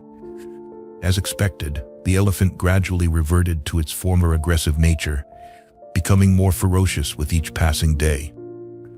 Humans, like the elephant, are influenced by their environment. Pursuing good teachers and listening to Buddhist teachings is highly beneficial. If one encounters evil and misguided teachings, they will remain trapped in the 3 evil paths and never escape. However, with a good teacher and righteous friends, one can be guided away from evil and achieve great benefits. Zen wisdom, good and evil, like and unlike, humans possess both qualities. Living in a fragrant orchid room, one doesn't smell its fragrance, and living in a fish market, one doesn't notice its stench. The environment greatly influences one's inherent nature. 6 Enlightenment from within. A devotee asked Zen Master Voduk, why does the same heart have different capacities for breadth and narrowness? The Zen master didn't answer directly but told the devotee, close your eyes and imagine building a wall. The devotee closed his eyes and thought of a wall. The devotee said, the wall is built. The Zen master said, now close your eyes again and imagine a single hair. The devotee followed and imagined a hair. The devotee said the hair is created. The Zen master asked, when you built the wall, did you use only your heart or did you borrow someone else's heart? The devotee replied, I used only my heart. The Zen master continued, when you created the hair, did you use all your heart or just a part of it? The devotee replied, I used all my heart. The Zen master explained, you use the same heart to build a large wall and to create a small hair, which shows that your heart can be both large and small. The human heart can be as vast as the ocean or as small as a crevice. The world of Zen can encompass all of heaven and earth, and humans have within them a treasure trove of Zen wisdom. By applying this wisdom, one can purify their heart and attain profound enlightenment. Zen wisdom, The mind is inherently vast and limitless. Enlightenment comes from within. The larger the realization, the larger the heart, and vice versa. Gradual enlightenment through Zen leads to ultimate understanding. 7. The Man with 4 Wives. Once at a Dharma assembly, Shakyamuni Buddha told a story. There was a wealthy merchant who had 4 wives. The first wife was clever and lovable, always by his side. The second wife was beautiful and obtained through conquest. The third wife managed household affairs, providing him with a stable life. The fourth wife worked hard, often neglected by her husband. One day, the merchant decided to go on a long journey and wanted to take one wife with him. He told his 4 wives his decision. The first wife said, "You go alone, I don't want to go." The second wife said, "You forced me to marry you, I don't want to go."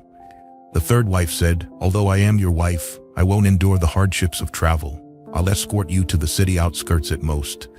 The fourth wife said, "As your wife, I'll follow you wherever you go." Thus, the merchant set off with the fourth wife. Buddha concluded, "This merchant represents each of you." Everyone immediately understood. The first wife symbolizes the physical body, which leaves upon death. The second wife represents wealth, which cannot be taken to the next life. The third wife symbolizes one's spouse, who parts ways after death. The fourth wife represents the true self, often forgotten but always accompanying one. Zen wisdom, coming from emptiness, returning to emptiness, only the true self remains a lifelong companion. 8. The Lesson of Pears. During the Mid-Autumn Festival, the abbot gave a bag of pears from the offerings to monks A and B. He told monk A, "These pears still have some unripe ones. Wait 10 to 15 days before eating them." To monk B, he said, "These pears have been on the altar for many days. Eat them quickly before they spoil." When monk A waited to eat his pears, they had all rotted. Monk B ate his pears immediately, finding them very astringent. Later, the abbot asked about the taste of their pears, and both monks truthfully reported their experiences. The abbot told monk A, "It seems that some things cannot be delayed. Regardless of ripeness or astringency, they must be used in time, or you'll regret it later." To monk B, he said, "It seems that some things cannot be rushed. Waiting a while might yield better results." The same pears, deliberately managed by the abbot, led to 2 completely different outcomes, demonstrating Zen wisdom. Zen wisdom, attitude and approach to life determine one's destiny. Different thoughts and actions under the same conditions can yield vastly different results. 9. Polishing a brick into a mirror. In the Tang dynasty, Zen master Huairang followed Huineng for 15 years and later went to Nanyue to promote Zen Buddhism. Among his disciples, the most famous was Mazu Daoyi, who was the only disciple among 6 who received direct transmission. Mazu had been with Huairang for several years but hadn't shown significant enlightenment in Zen. He spent all his time practicing sitting meditation. One day, Huairang asked him, "Why do you sit in meditation all day?" Mazu replied, "I want to become a Buddha." Huairang laughed, picked up a brick, and started polishing it on a stone. Mazu asked, "Master, what are you doing?" Huairang replied, "I am polishing this brick to make a mirror." Mazu said, "How can you make a mirror by polishing a brick?" Huairang answered, "If a brick cannot be polished into a mirror, how can sitting meditation make you a Buddha?" Mazu was perplexed. Huairang continued, "If someone is driving a cart and the cart does not move, should he whip the cart or the ox?" Mazu could not answer. Huairang then said, "If you learn sitting meditation, Zen is not about sitting or lying down. If you learn to sit as a Buddha, the Buddha has no fixed form. You should not cling to the form of sitting. If you cling to the form of sitting, it is contrary to the path." Upon hearing Huairang's teachings, Mazu was truly enlightened.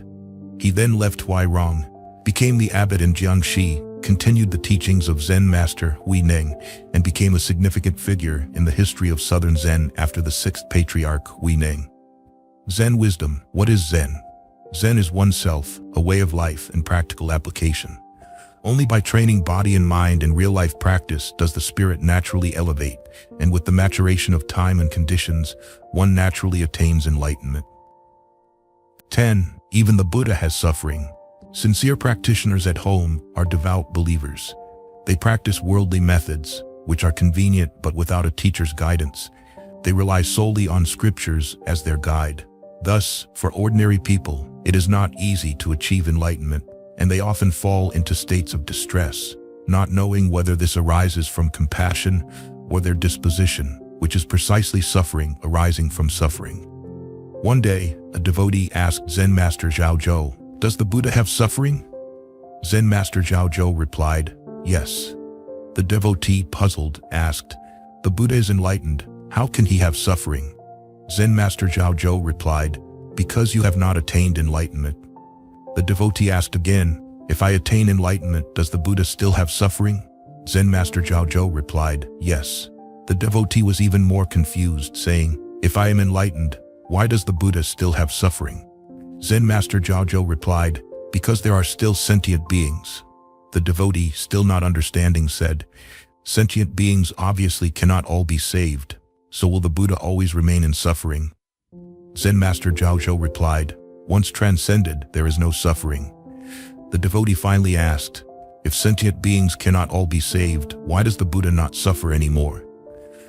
Zen Master Zhaozhou replied, "Because in the Buddha's true nature, all sentient beings are already saved. The suffering of sentient beings arises from nameless delusions, while the suffering of the Buddha arises from compassion. In terms of human nature, the Buddha does not suffer. In terms of compassion, the Buddha is the one who suffers." Zen wisdom: even the Buddha suffers, let alone us ordinary people. Suffering in life naturally fades with a smile. 11. Following nature. In the Zen monastery, the grass had withered and turned yellow. A young monk saw this and said to his master, "Master, let's sow some grass seeds. This lawn looks terrible." The master replied, "Don't rush, you can sow any time, no need to hurry, follow the timing." During the Mid-Autumn festival, the master bought grass seeds. The young monk said, "Let's go and scatter the seeds." Excited, the young monk scattered the seeds. Suddenly, the wind picked up, and the seeds flew everywhere. The young monk exclaimed, "Oh no, all the seeds are being blown away." The master said, "If they're blown away, then they're gone. If they're scattered, they might not sprout either. Let it be." After the seeds were scattered, many sparrows came to pick the plump seeds from the ground. The young monk saw this and quickly said, "Oh no, the birds are eating all the seeds." The master said, "It's okay, the birds won't eat them all. Next year there will be new grass.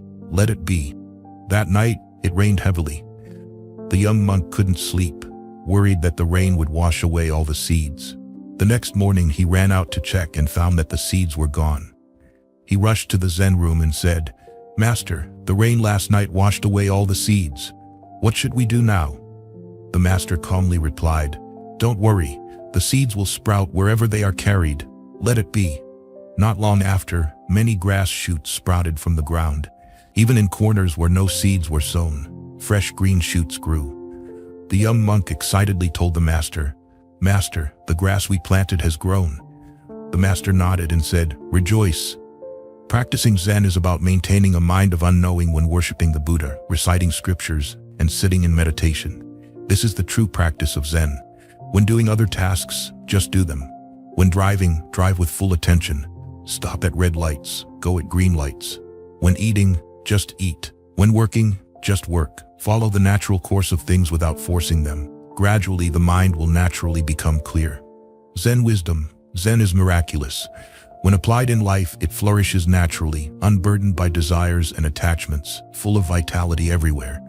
Therefore, follow nature, do not force anything, and you will be rewarded. 12. The tiger must bow its head before pouncing. The character of a Zen practitioner has an aspect of pride. They sometimes stand tall and mighty like a dragon or a tiger, but sometimes they are extremely humble, like a dragon bowing or a tiger lowering its head. This demonstrates that they know when to advance and when to retreat, when to be high and when to be low, making them adaptable and appropriate in any situation. Dragons are spiritual creatures, and tigers are the kings of beasts. Zen practitioners are the sages of humanity. Using retreat as a form of advancement, humility as a strength, brings great benefits. At the Longhu Temple, the students were copying a painting of a dragon and a tiger fighting on a wall outside the temple. In the painting, the dragon was coiling on the clouds and the tiger was poised on the mountain, ready to pounce. Despite repeated corrections, the posture in the painting seemed lacking. Fortunately, Zen Master Vodek returned from outside and the students asked him to evaluate the painting. After viewing it, Master Voduk said, "The appearance of the dragon and tiger is well drawn, but do you understand their characteristics?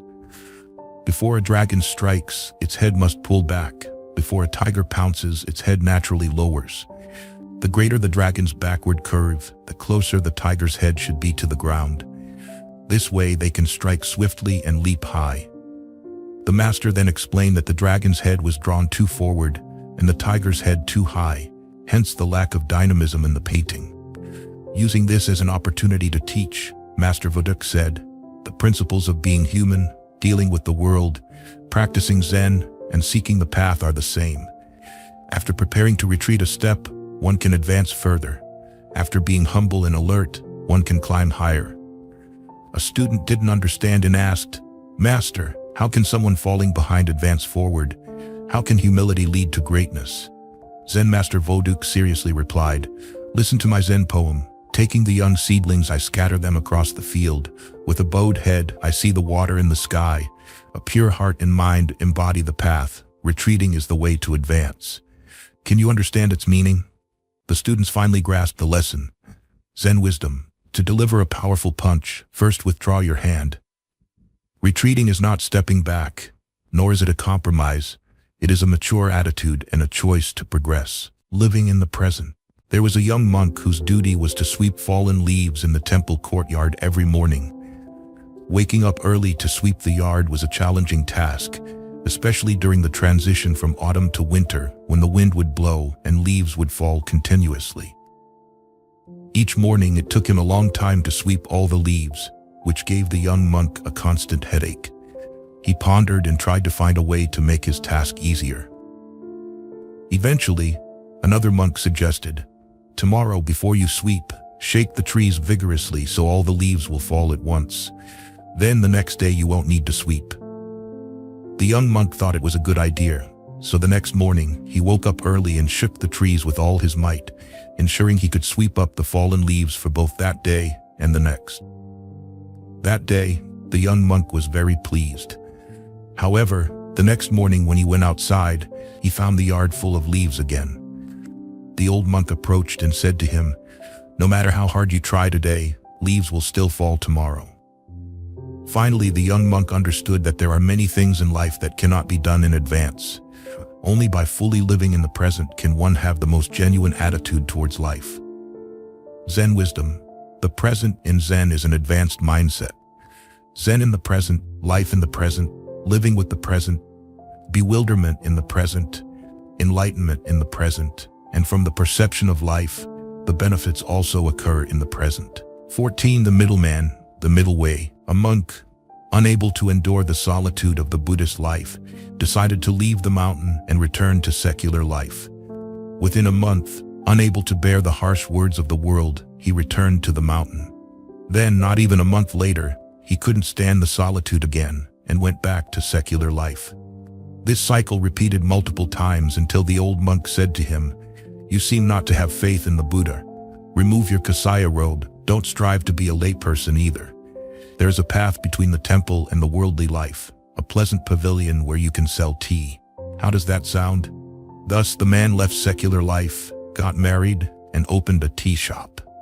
The old monk's advice was right. Someone who belongs to neither world can only engage in a middle ground occupation. Zen wisdom: an unstable mind can hardly achieve anything. If one cannot find peace in their heart, they can only handle unstable tasks.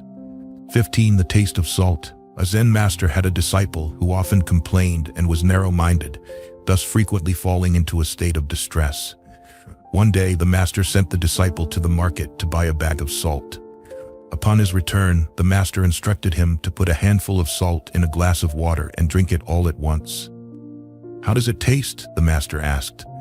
"Bitter and salty," the disciple replied with a grimace. Next, the master took the disciple to a lake, instructed him to dump the entire bag of salt into the lake, and then said, "Now taste the water from the lake." The disciple leaned over, scooped some water and drank. "How does it taste?" the master asked. "Fresh and sweet," the disciple replied. "Do you taste the salt now?" the master asked. "No," the disciple replied. The master nodded and smiled, saying to the disciple, "The suffering in life is like salt. Its bitterness depends on the container it is in. Do you want to be a glass of water or a lake? Everyone possesses Buddha nature. It's just difficult to recognize it. When we become aware and live with a strong and peaceful mind, we too can become Buddhas. Zen wisdom. To live a happy life, one must have fewer worries. To have fewer worries, one must have a broad mind, learn to treat oneself well, and be generous with others. This creates a vast and open life. Life should be leisurely and free, naturally at ease. 16. Collecting leaves. Zen Master Ding Zhou and his novice were walking through the courtyard when a gust of wind blew, causing many leaves to fall. The Zen Master bent down to pick up each leaf and put it in his bag. The novice, observing this, said, "Master, there's no need to pick them up. We have to sweep the yard tomorrow anyway." The Zen Master disagreed and said, "You can't say that. Sweeping doesn't necessarily mean it will be completely clean. By picking up one more leaf, the ground will be cleaner by that much." The novice continued, "Master, so many leaves are falling. As you pick up the ones in front, more fall behind. How can you possibly pick them all up?" The Zen Master, still picking up leaves, replied, "Leaves not only fall to the ground, they also fall into our hearts. By picking up the leaves in our hearts, eventually, we will be rid of them all." Hearing this, the novice finally understood what it means to live the life of a Zen practitioner. The Zen Master's act of picking up leaves symbolizes clearing away the troubles and delusions in our hearts. In the vast world, countless leaves fall, just as countless troubles arise. We must constantly clear away the leaves in our hearts, so that with each leaf less, we become a little bit cleaner. Similarly, Buddha had a disciple named Choli Pantaka, who was incredibly dull and couldn't understand even a single verse. Reluctantly, Buddha asked what he knew. He said he knew how to sweep the yard, so Buddha taught him to chant "sweep away dust" while sweeping. As he chanted, he began to question what it meant to clean the dirt in his heart. Through self-awareness, Choli Pantaka gradually became wise and enlightened. Zen wisdom. Buddha said everything is empty. Zen can be considered another name for mind, and mind is the true nature, not increased in Buddha, not decreased in the ordinary person. 17. The Zen Master airs the sutras. Zen Master Yi Hu, while at his hometown on Yue Mountain, saw a group of believers climbing the mountain. The temple on Ti Mountain was airing the sutras. According to legend, when the sutras are aired, if a breeze blows through, it can dispel bad luck and increase intelligence. Therefore, many people flock to the mountain to catch this beneficial wind. Zen Master Yi Hu, upon learning this, said, "I want to air the sutras too." He then opened his chest and lay on the grass, sunbathing. Many believers on their way up the mountain found this behavior strange and unrefined. The monks from the mountain temple came down and advised him not to lose his dignity like that. Yi Hu seriously explained, "The sutras you are airing are dead, will get moth-eaten, and can't function. The sutras I am airing are alive, can preach, work, and eat. Intelligent people should know which sutras are truly valuable." Zen wisdom. Seeking blessings and expanding wisdom requires knowing the right approach. Meditating and entering Buddha's wisdom requires understanding the essentials. Everything must start from the mind. Practicing without addressing the root is futile. The valuable sutras are not printed on paper, but imprinted in the heart, where they give birth to all teachings. 18. The ascetic monk. Zen masters are great sages who contemplate life deeply. Their spiritual world is extremely rich, but their material life is very simple. In the record of monastic conduct, the ascetic practices of high monks of various generations are documented. Venerable Bian Dan ate only nuts throughout his life. Zen Master Yongjia did not eat cultivated vegetables, fearing the hoe would kill living beings. Zen Master Huilin wore the same pair of sandals for 20 years, walking barefoot on flat ground. Zen Master Tongwei had only one set of clothes, patching them as needed, regardless of winter or summer. Master Kai Tong distributed all his alms to the poor. While practicing at Buddha Handcliff in Lushan, Master Xing Ren made friends with wild animals. These animals were very gentle and close to him, showing no fear. Later, he passed away standing upright. Zen Master Hui Shi lived alone in a cave, never accepting dwellings offered by lay people. He ate one meal a day, and the area around his sitting mat was surrounded by dust and grass. His simple clothing could only block the wind, He wore it in winter and hung it on the wall in summer. Zen Master Dao Fa led 2 temples, Xinglei and Xianji, with strict self-discipline. He never accepted invitations, nor did he promise meals. Whatever food he received, he shared with birds and insects. At night, he removed his clothes and meditated, allowing mosquitoes to feast on him. In a state of deep meditation, he saw the shining Buddha Maitreya, illuminating the 3 evil realms, which motivated him to progress further. He often meditated without lying down. Venerable Damai visited Zen Master Mazu. After attaining enlightenment, he retreated to a deep mountain. When someone invited him to serve as an official, he humorously replied, "A lotus in the pond is boundless. The pine and cypress trees bear fruits in abundance." Knowing this place of seclusion, retreating to a humble cottage in the deep woods. Master Fu Shan sat by the roadside reading scriptures with a straw hat beside him for alms. Since the road was remote, few people passed by and he received little. Someone asked him, "Master, why don't you go to busy places in the city for alms?" He replied, "I only need a small amount to sustain life." Zen wisdom. The reason high monks achieve great spiritual accomplishments is closely related to their willingness to endure hardships and completely forsake material enjoyment. You are the Buddha. Zen Master Nanyang Huizhong was the patriarch of the Oxhead School, and Emperor Suzong and Emperor Daizong of the Tang Dynasty both honored him as the national teacher. Emperor Gaozong of Tang once asked him to administer the 5 precepts, and Empress Wu Zetian invited him to the palace to lecture on the main content of the Avatamsaka Sutra. A servant attended Zen Master Nanyang Huizhong for 30 years. The Zen Master, grateful for the servant's devoted service, wanted to repay him by helping him attain enlightenment. One day he called out, "Servant." The servant, thinking there was a task at hand, replied, "Yes, master. What do you need?" The Zen Master responded, "Nothing." A little later, the Zen Master called again, "Servant." The servant replied, "Yes, master. What is it?" The Zen Master again said, "Nothing." After several repetitions, the Zen Master changed his approach and called out, "Buddha, Buddha." The bewildered servant asked, "Master, whom are you calling?" The Zen Master, seeing the servant's confusion, said, "I am calling you." The servant, still not understanding, said, "Master, I am just a servant, not the Buddha." Zen Master Huizhong, seeing that he could not enlighten him this way, sighed and said, "In the future, do not blame me for failing you. It is you who fail yourself." The servant insisted, "Master, no matter what, I am your most faithful servant and will not fail you, so please do not fail me." Huizhong's eyes softened, pondering why some people only respond to calls, act passively, and follow others without awareness. Can't they realize their soul and connect with their true self? Zen Master Huizhong said, "In truth, you have already failed me."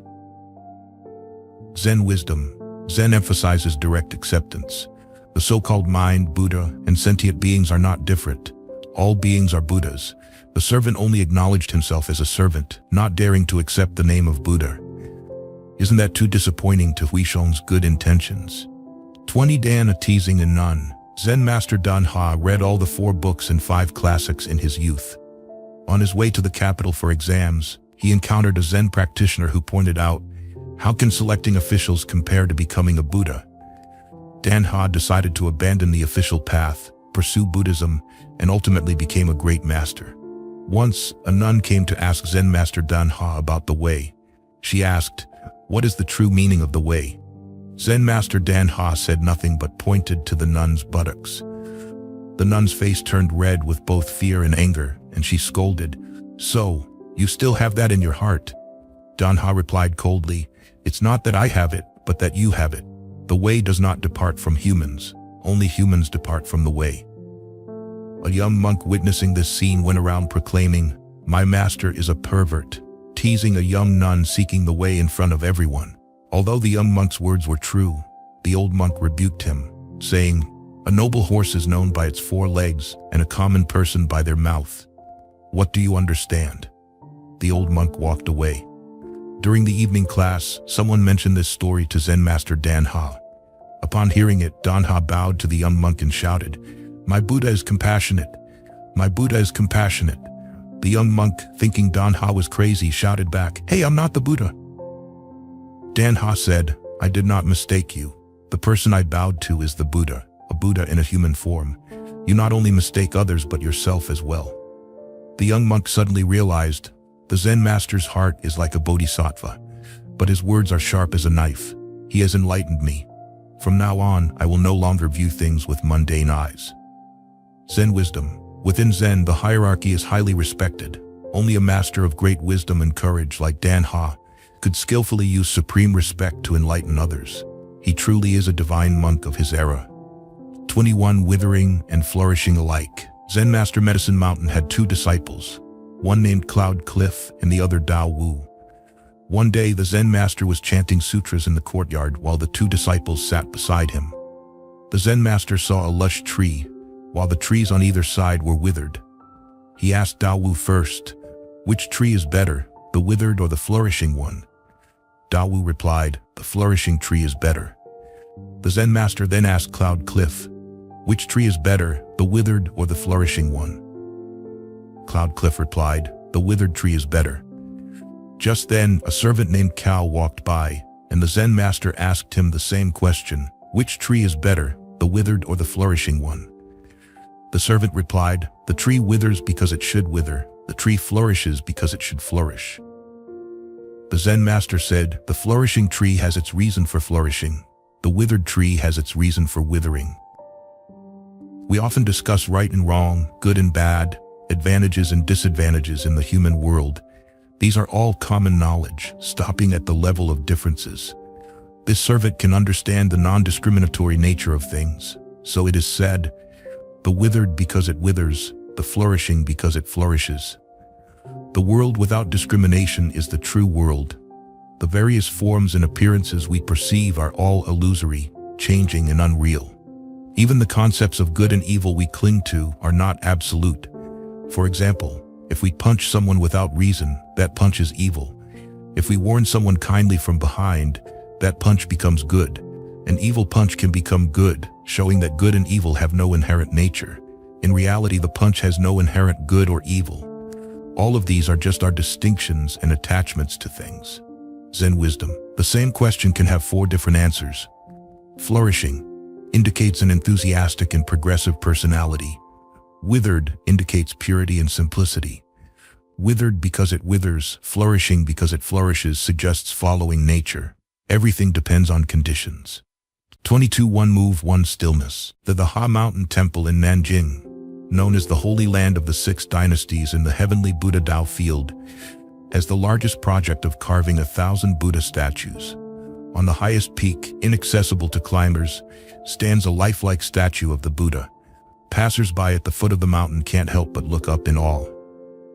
One year, a devotee visiting the Ha Mountain saw the Buddha statue at the peak and asked Zen Master Trak Then, the guide, "Old Zen Master, what is the name of that Buddha statue?" Zen Master Trak Then replied, "Oh, that Buddha statue is called the Flying Buddha." The Zen Master's implication was that since the mountain is so high that no one could climb up to carve it, the statue must have flown in from elsewhere. The curious devotee asked, "If it flew here, why hasn't it flown away?" Zen Master Trak Then said, "One move is not as good as one stillness." The devotee continued, "Why does it remain still here?" Zen Master Trak Then answered, "Since it has come, it stays."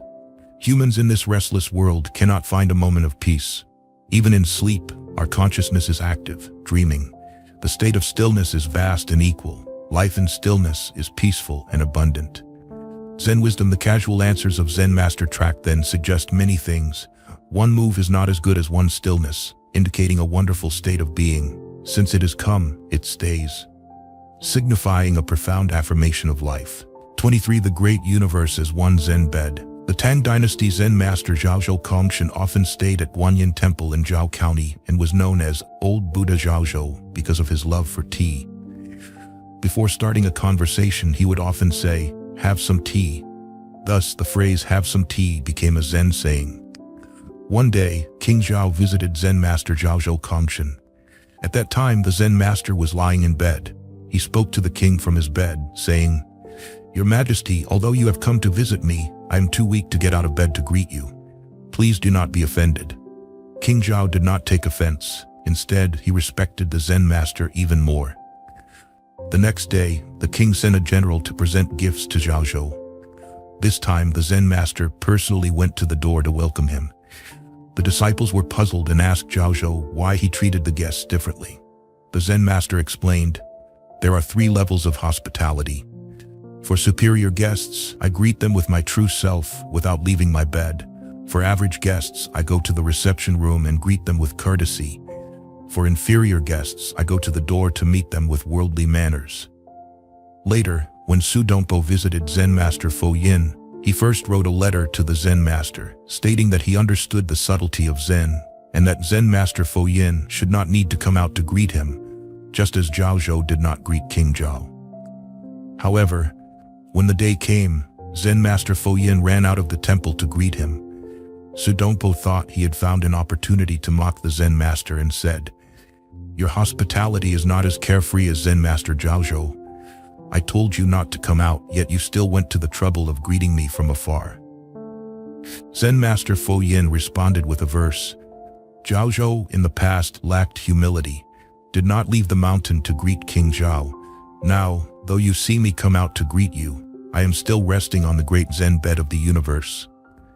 He meant that while Zhao Zhou did not get out of bed to greet King Zhao, it was because he was not humble enough, not because of a higher state. Zen master Fo Yin, on the other hand, could come out to greet Su Dongpo without leaving his state of Zen.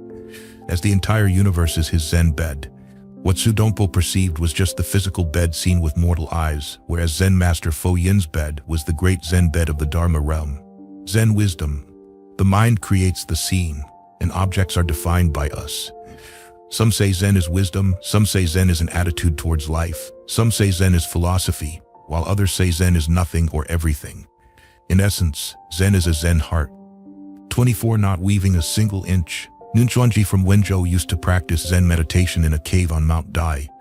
One day, she sighed, "The Dharma nature is truly clear and bright, neither coming nor going. Bored with the hustle and bustle, I went to a quiet place, but how can this be considered enlightenment?" So she went to visit Zen master Xuefeng. Xuefeng asked, "Where did you come from?" Xuanji replied, "From Mount Dai." Xuefeng smiled and asked, "Has the sun risen?" implying whether she had realized any truth. Xuanji thought Xuefeng was testing her and retorted, "If the sun had risen, it would have melted Xuefeng." Xuefeng laughed and asked, "What's your name?" "Xuanji," she replied. Seeing her obstinacy, Xuefeng tried to remind her and asked, "As the weaver of mysteries, how much cloth can you weave each day?" Xuanji arrogantly replied, "Not even a single inch." Xuefeng, seeing her stubbornness, sighed, "I use the mystery to remind you, yet you argue with me. How many spider webs do you have in your belly?" Xuanji, thinking she had won, bowed and left. As she walked away, Xuefeng called out, "Your kasaya is dragging on the ground." Xuanji quickly turned around to check, but her kasaya was neatly on her shoulder. She heard Xuefeng laugh and say, "Not weaving a single inch." Zen wisdom. Not weaving a single inch suggests that Zen is about living a simple life. 25 Linju kicking the clean pot. Zen master Sima wanted to appoint a new abbot for Mount Daiwei. He rang the bell to gather all the monks and announced, "Whoever can answer my question excellently in front of everyone will become the abbot of Mount Daiwei. Everyone has a chance, but it depends on your ability." Zen master Sima held up a clean pot and asked, "Isn't this a clean pot? What else can it be called?" The monks scratched their heads, looking at each other. Clearly, it was a clean pot. But what else could it be called? The monastery's Kechin monk, who usually did menial tasks, stepped forward and said, "Let me try." Everyone laughed, thinking, "A cook wants to try." Zen master Sima asked, "What's your name?" The monk calmly replied, "Lingyu." Lingyu took the clean pot, placed it on the ground, kicked it against the wall, and walked away. Zen master Sima was delighted and said, "That is indeed the abbot of Mount Daiwei. If it is not a clean pot, then just kick it away. Why say more?" The monks realized the profound Zen teaching in Lingyu's actions and were thoroughly convinced. Later, Lingyu became the abbot of Mount Daiwei and founded the Weiyang School, one of the 5 great Zen schools in China. Zen wisdom. Many difficult problems in life can be resolved simply. If it is not what you want, just kick it away. Why hesitate? 26 Weed control method. The disciples gathered around the Zen master, waiting for him to reveal the secrets of life in the universe. The Zen master remained silent with his eyes closed. Suddenly, he asked the disciples, "How can we eradicate the weeds in a vast, barren field?" The disciples were taken aback by such a simple question. One disciple said, "Use a hoe to dig up the weeds." The Zen master smiled. Another disciple said, "Burn the weeds and they will be eradicated." The Zen master nodded. A third disciple said, "Sprinkle lime on the weeds to kill them." The Zen master still smiled. The fourth disciple said, "Their methods are all wrong. To eradicate the weeds completely, you must pull them up by the roots." After the disciples had spoken, the Zen master said, "You all have good answers. Starting tomorrow, each of you will divide the field into plots and use your methods to eradicate the weeds. We will meet here again this time next year." A year later, the disciples gathered early. The once overgrown field was now a bright yellow garden of crops. The disciples had tried all methods over the past year but couldn't eradicate the weeds completely. In the end, only by planting crops on the weedy land did they achieve this result. The disciples sat around the garden. The crops were ripe, but the Zen master had already passed away. This was his last lesson. To eradicate weeds in a barren field, there is only one way. Plant crops. To prevent your soul from being barren, the only way is to cultivate virtue. Zen wisdom. Cultivation is the practice of the mind. If the east wind does not prevail over the west wind, then the west wind prevails over the east wind. 27. Good and evil are relative. A novice monk, filled with doubts, came to ask Zen Master Wu Ming, "Master, you say that learning Buddhism requires the intention to save all sentient beings. If someone is evil and has lost their humanity, should we still save them?" The Zen master did not answer immediately. Instead, he took a brush and drew the character on a piece of paper, but wrote it in reverse, as if it were an imprint on a seal. The master asked, "What is this?" The novice replied, "It's a character, but it's written backward." "What character?" asked the master. "The character I," said the novice.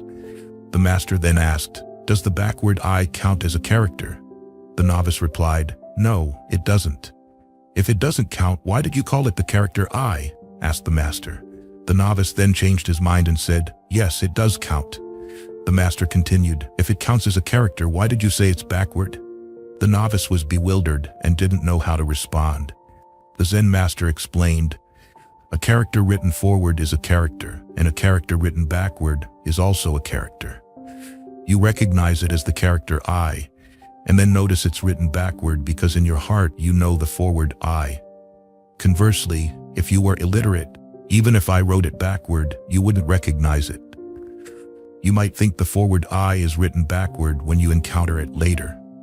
The master continued, "In the same way, a good person is a person, and a bad person is also a person.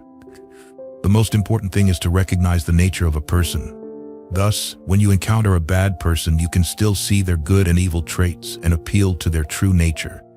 Once this nature is illuminated, it is not difficult to save them. Good people should be saved, but evil people need it even more. The more impure the water, the more likely a pure lotus will bloom. Putting down the knife and becoming a Buddha means good and evil are just thoughts." Zen wisdom. Zen art is both concrete and abstract, both realistic and sublime, both existing and transcending. Zen is full of the spirit of equality, reflecting the equal nature of the universe and all phenomena and principles. 28. Enlightenment through snake slaying. A novice monk came to the Zen master Jichan's dojo to study.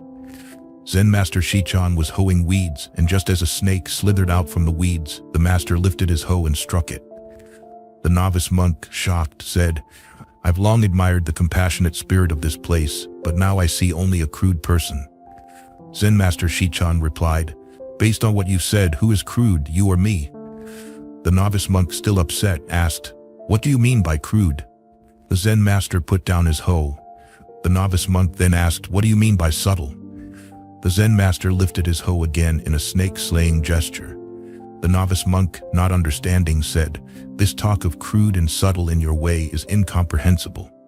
The Zen master asked, "If you don't understand crude and subtle, where were you when I killed the snake?" The novice monk replied, "Just now." The Zen master, in a teaching tone, said, Just now you did not see yourself. Why are you focused on me killing the snake? Finally, the novice monk realized. In Zen history, there's the story of Nansen killing a cat. Killing is a fundamental precept in Buddhism, and Nansen should not kill. However, this was a profound act of old Buddha Nansen, not to be tarnished by narrow interpretations. Nansen's act of killing the cat was a demonstration to cut through worldly attachments.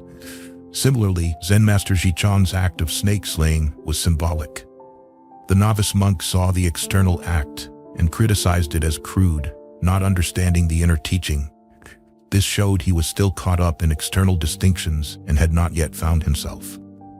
Zen wisdom. Learning Zen should not be confined to conceptual understanding. Zen requires cutting through ordinary perceptions. As long as one is attached to external distinctions, one cannot truly see oneself in the moment. 29. Immediate salvation. Shinran Shonin is the most renowned Zen master in the history of Japanese Zen Buddhism. Tanisho, a record of his teachings, is one of the most famous Buddhist works in Japan, translated into many languages. In Tanisho, Shinran Shonin shares his direct experiences, uncompromisingly reflecting on the world. He focused solely on his thoughts and devotion, speaking openly. At the age of 9, Shinran Shonin decided to become a monk and sought ordination from Zen Master Shonin. The master asked, "Why do you want to become a monk at such a young age?" Shinran replied, "Although I am only 9, my parents have passed away. I don't understand why people must die or why I must part from my parents. To understand this, I am determined to become a monk." The Zen master admired his resolve and said, "I understand. I am willing to ordain you, but it is late today. Let's wait until tomorrow morning." Upon hearing this, Shinran was dissatisfied and said, "Master, although you say you will ordain me tomorrow, I am young and cannot guarantee my determination will last until tomorrow. Besides, you are also old and cannot ensure you will still be alive tomorrow morning." Hearing this, the Zen master clapped his hands and joyfully said, "Indeed, you are right. I will ordain you right now." Human life is a continuous accumulation of now. So, why not seize each moment? The past cannot return. The future is uncertain. Only the present can be grasped and utilized.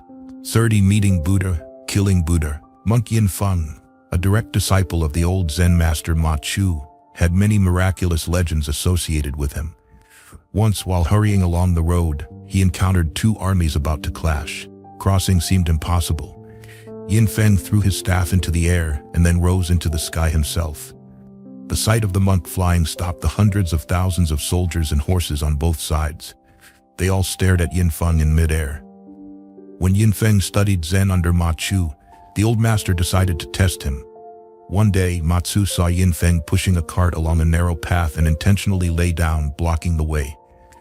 "Master, old man, get up quickly, or the cart will run over your legs," shouted Yin Feng.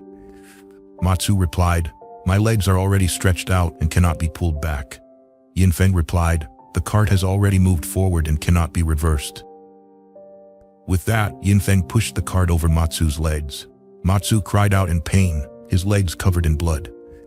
Angrily, Ma Chu limped with a stick to the Dharma hall, rang the bell to gather the monks, and shouted, "Which young rascal just ran over my legs? Come forward now!" The monks were terrified. It seemed bloodshed was imminent in the Dharma hall. Only Yin Feng, fearless, stepped forward and placed his head under Ma Chu's axe. Ma Chu laughed heartily, threw the axe aside, and said joyfully, "This young man is worth teaching." Ma Chu's outstretched legs were a metaphorical obstacle for Yin Feng to overcome on his Zen path. Pushing the cart over them showed his determination never to retreat, embodying the spirit of meeting Buddha, killing Buddha, meeting patriarchs, killing patriarchs. Ma Chu then used the axe to further test him, and Yin Feng faced it with fearless resolve, showing his readiness to challenge himself and create new miracles. No wonder the old master laughed heartily. Zen wisdom. A courageous heart provides the backbone of resolve, freeing one from constraints, daring to challenge oneself, and create new miracles. This is the true meaning of meeting Buddha, killing Buddha, meeting patriarchs, killing patriarchs.